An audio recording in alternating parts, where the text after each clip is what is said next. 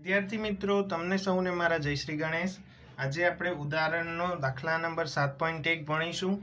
બહુ જ સહેલો દાખલો છે, ધ્યાન આપજો, હાલ જ આવડી જશે। શું છે?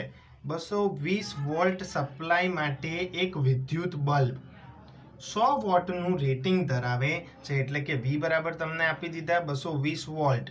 એના સપ્લાય માટે એક વિદ્યુત બલ્બ પાવર 100 વોટનું રેટિંગ ધરાવે છે। તો નંબર 1 એટલે કે એ સ્ત્રોતના બલ્બનો અવરોધ શોધો। તો આપણે સૂત્ર જાણીએ છીએ, P બરાબર શું છે? V²/R। જો મારે R જોતો હોય તો R ઉપર જાય, P નીચે આવે, એટલે R બરાબર V²/P।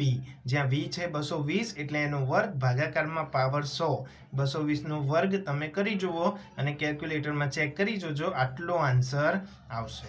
નંબર બી શું છે? વોલ્ટેજનું મહત્તમ મૂલ્ય। વોલ્ટેજનું શું છે? મહત્તમ મૂલ્ય। તો ચલો હવે એર્યું પણ જોઈ લઈએ। તો કે આ તમને જે આપ્યું છે 220 વોલ્ટેજ એ સરેરાશ મૂલ્ય છે, એસી સ્ત્રોતમાંથી આવતું સરેરાશ મૂલ્ય છે। એટલે એક સિમ્પલ ભાષામાં કહું તો VRMS આપ્યું હોય, જ્યારે પણ એસી હોય બરાબર અને ખાલી 220 વોલ્ટ લખ્યું હોય, મતલબ એ VRMS આપેલું છે। જો તમને એમ કે 220 વોલ્ટનું મહત્તમ પાવર આપવામાં આવે તો જ VM હોય, એટલે યાદ રાખવાનું। તો VRMS તમને આપેલું છે, VRMS નું સૂત્ર દરેક જણ જાણો છો, શું થાય? VM/√2। મારે VM શોધવા છે બરાબર, વોલ્ટેજનું મહત્તમ મૂલ્ય। તો VM ને એકલા પાડો તો √2 × VRMS થશે।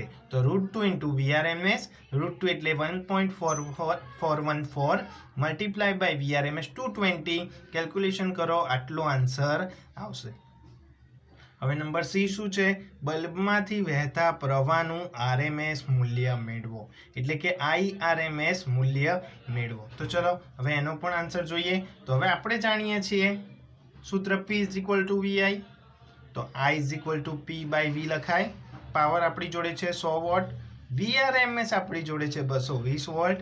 તો કેલ્ક્યુલેશન કરો, 0.454 જેટલો જ આન્સર આવશે, જે આપણું પ્રવાહનું RMS મૂલ્ય છે, એટલે કે IRMS મળી ગયા।